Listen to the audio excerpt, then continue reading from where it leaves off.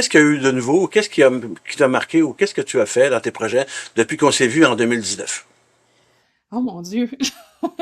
Ben, plein d'affaires, mais en fait, il y a une chose qui a commencé à changer la première fois, depuis la première fois qu'on s'est vu, c'est que, ben, moi, je suis biologiste marine de formation, et puis avant, euh, je décrivais passivement l'état des choses. Je suis très, très bonne en sciences pour décrire, bon, ben, voici l'état de santé de la population. Il y a eu un déclin. Voici l'impact de telle chose sur la santé de nos baleines. Puis, je décrivais passivement, puis j'étais moins dans l'action. Ben, j'avais commencé à être un peu dans l'action, mais là, je me suis rendu compte que c'est super important, la science, pour décrire des phénomènes.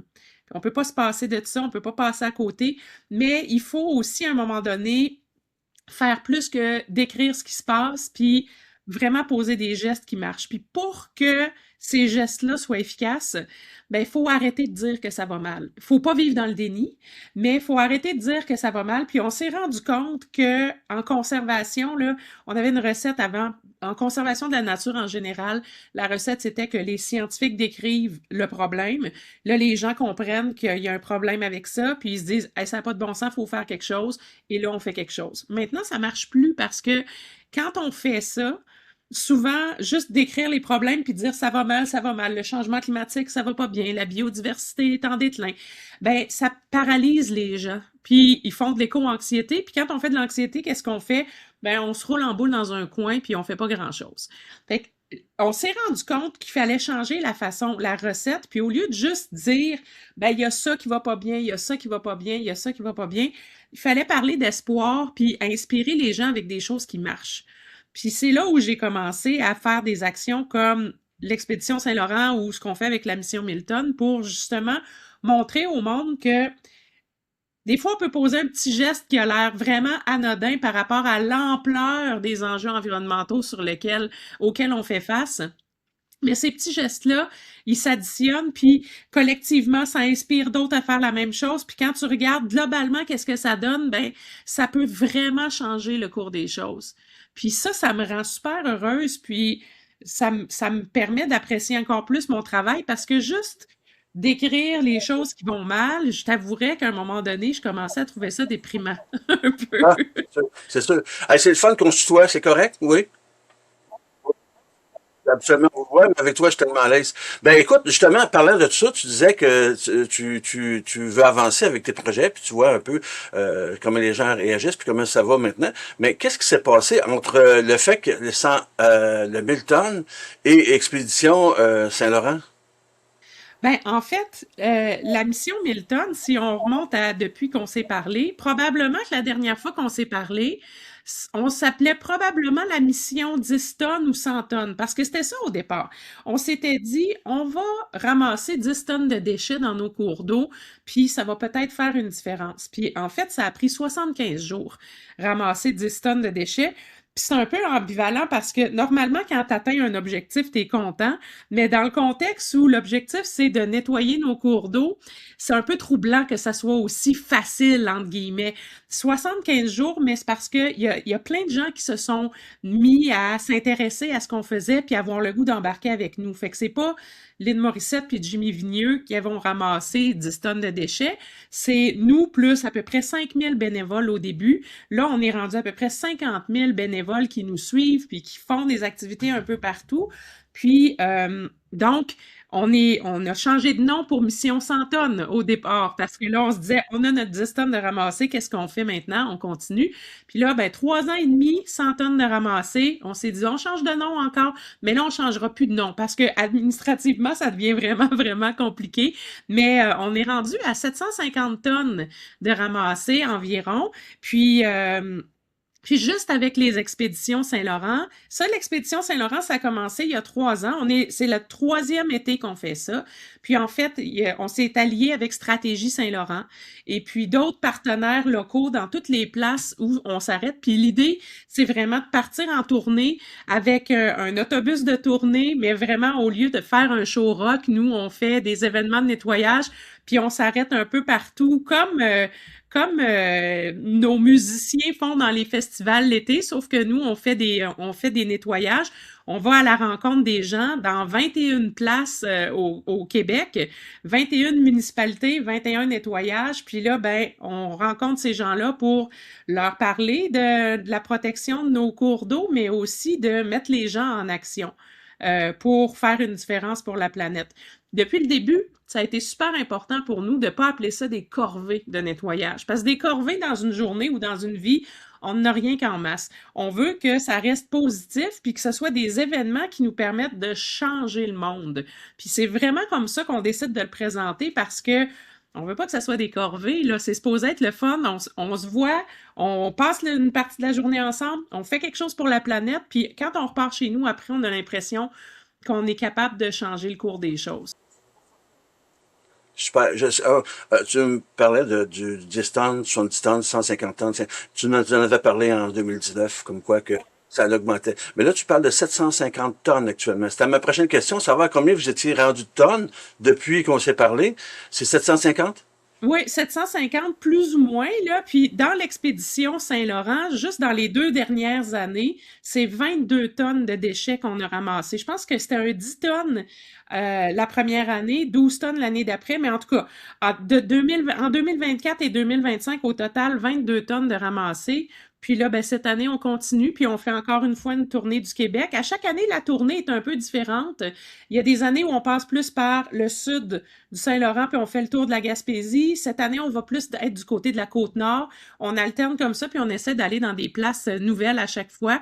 Mais c'est une grande tournée là, de 21 jours, de 21 nettoyages du 6 au 21 août prochain. Fait qu'on part un gros 2 semaines là, partout au Québec. Et curiosité, au niveau statistique, en moyenne, par ville, si on parle aussi de Sorel-Tracy là-dedans, combien vous ramassez, on ne parlera pas de tonnes évidemment, mais en poids ou en quantité? Il y a des places où c'est des tonnes. Il y a des places où c'est une tonne, là, des fois, dépendamment du type de déchets qu'on retrouve. C'est sûr que quand on arrive dans des dépotoirs abandonnés où on trouve des vieilles carcasses de voitures, par exemple, ben, ça peut monter vite en poids. C'est pas que du plastique. On parle souvent de pollution plastique, mais là, c'est vraiment tous les déchets qui polluent notre environnement. Le métal, ça pèse un peu plus lourd, mais c'est à peu près dépendamment des places, là, en moyenne, on a à peu près une demi-tonne par endroit où on s'arrête. Ouais, Quand même, quand même. ouais. Puis là, j'ai vu aussi que dans comme publicité, je conçois comme communiqué de presse, vous avez besoin de bénévoles. Ben, en fait, oui, on va à la rencontre des gens, puis on veut que les gens viennent nous voir, en fait, parce que ça permet aux gens de se mettre en action. Et puis quand on passe la journée ensemble sur ces événements-là, ben on nettoie évidemment les rivages de nos cours d'eau, comme on va le faire à Sorel, mais aussi, ben, on récolte des données scientifiques. Donc, on va vraiment avoir une caractérisation de l'état des lieux pour la santé de ce coin-là de notre écosystème. Et si je reviens sur la question un petit peu avant, au niveau des statistiques de tonnes, une question qui me vient à l'esprit, je pense que ça va intéresser les gens. Qu'est-ce que vous avez ramassé de plus bizarre? Ah, on a trouvé toutes sortes de choses bizarres. Dans le moins bizarre, mais le plus commun, on a beaucoup d'items de restauration rapide, des emballages et tout ça, des mégots de cigarettes.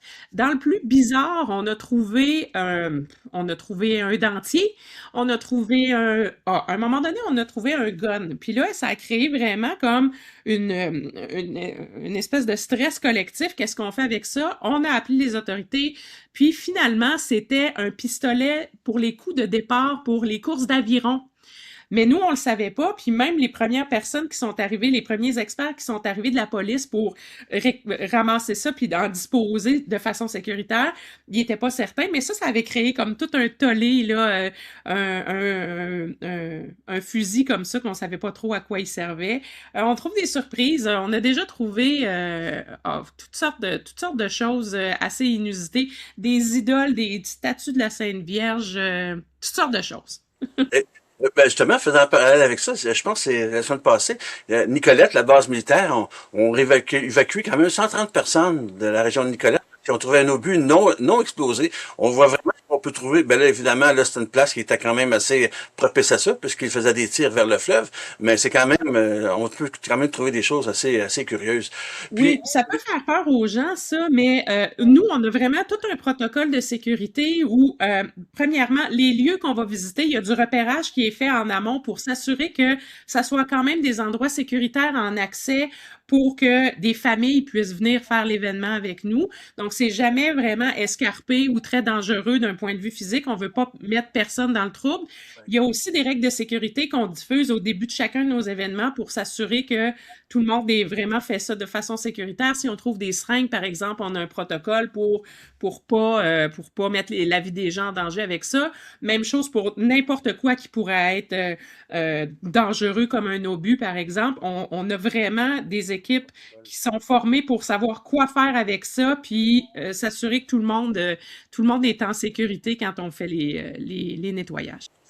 parlant de tout ça, dans mes questions que je voulais te poser, l'état du fleuve, est-ce que tu as un beau regard là-dessus, toi, en tant que spécialiste? L'état du fleuve actuellement? Ben, l'état du fleuve, moi, je suis une éternelle optimiste. Donc, j'aime mieux voir le beau côté des choses que le mauvais côté, sauf qu'il faut pas non plus se mettre la tête dans le sable. Malheureusement, le Saint-Laurent est pas protégé là sous une espèce de cloche de verre qui nous permettrait d'être protégé des grands enjeux qu'on voit ailleurs. Quand on entend parler de changement climatique, de pollution plastique, de déclin de la biodiversité, de manque d'oxygène dans l'eau, d'érosion côtière, malheureusement, c'est tous des enjeux qu'on voit chez nous aussi à plus petite échelle. Ça se passe pas juste ailleurs.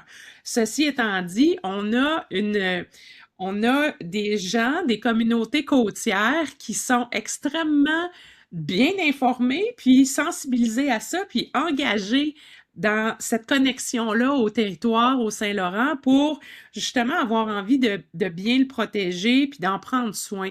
Puis on a une génération qui s'en vient, qui est extraordinaire aussi. Moi, je travaille beaucoup avec les jeunes qui font malheureusement beaucoup d'éco-anxiété aussi, mais qui ont tellement un beau potentiel, des idées, ils sont créatifs pour pouvoir changer le cours des choses. Fait que j'aime mieux avoir de l'espoir que juste dire que ça va mal, mais faut pas non plus faire du déni, là. On a une situation environnementale ou un état de santé du Saint-Laurent qui est aussi inquiétant qu'ailleurs sur la planète. C'est pas pire, mais c'est pas mieux non plus. L'entrevue est presque terminée, puis c'est sûr que je voulais bien m'informer. Tes projets à venir, Lynn Morissette, t'as fait quoi dans les prochains mois, prochaines années? Lynn Morissette, elle travaille de plus en plus sur cette question-là de comment on peut être efficace à poser des gestes pour protéger la nature. Donc, je vais vraiment travailler à essayer de trouver des freins à l'éco-anxiété pour notre jeunesse, justement, puis à trouver des façons de se reconnecter au territoire, montrer le beau dans notre nature, puis j'ai le goût de déborder un peu des océans parce que la planète, c'est des océans, c'est le terrestre aussi, c'est tout. Fait que je travaille beaucoup sur cette connexion-là qu'on peut avoir avec la nature, montrer la beauté des choses pour avoir envie de le protéger. Je pense que c'est un bout de ma carrière où je suis tannée de juste décrire des problèmes, puis là, je veux donner de l'espoir aux gens. Mm. OK. Puis, qu'est-ce que tu auras à dire sur les gens de Sorel-Tracy pour le 9 août et la région? Ben, à Sorel-Tracy, ça va être une super belle rencontre. On arrête là, on va faire le nettoyage, mais on veut aussi que ben, les gens viennent nous voir pour qu'on puisse jaser puis faire, tu sais, faire ce beau moment-là entre nous. Puis on veut mettre la municipalité aussi en action. Puis on invite toutes les municipalités à prendre des engagements réels pour réduire notre impact de pollution, notre usage de plastique à usage unique. La réduction à la source, c'est super important parce que on a beau faire tous les nettoyages du monde, les données scientifiques le montrent, ça sera pas assez de juste nettoyer. Il faut aussi changer notre façon de faire dans le quotidien. Donc, on invite les gens à venir nous voir, puis pas faire une corvée, mais vraiment venir avoir du fun avec nous autres. Puis quand on ressort de là après, on a vraiment l'impression qu'on a changé le cours des choses, puis ça fait vraiment du bien. Donc, c'est une grande fête, puis on espère que les gens vont pouvoir venir nous voir à Sorel-Tracy. Est-ce que tu vas être là? Oui, ben Ah, oui. OK. Alors, Lynn, pour Sorel-Tracy, l'expédition débute où et à quelle heure? Ben, à Sorel-Tracy, on se rejoint sur le parc Regard sur le fleuve, qui est sur le boulevard Fizet. Et puis, ça commence à 13 heures, ça dure 3 heures. Donc, à 13 heures, on se rejoint tout le monde ensemble, on donne les petites instructions de sécurité. Après ça, on part pour la collecte de déchets, puis on se rejoint après, à peu près 2 heures plus tard, là, de 15 heures à 16 heures. C'est le retour, on comptabilise la quantité de déchets qu'on a récoltés, puis on prend un petit verre pour célébrer tout ça. Parfait. Alors, Lynn, merci beaucoup pour cette entrevue-là. Puis écoute, on se revoit le 9 août. Ben, on se revoit le 9 août, j'ai bien hâte de vous voir. Ben, merci beaucoup. Bye Bye bye. bye.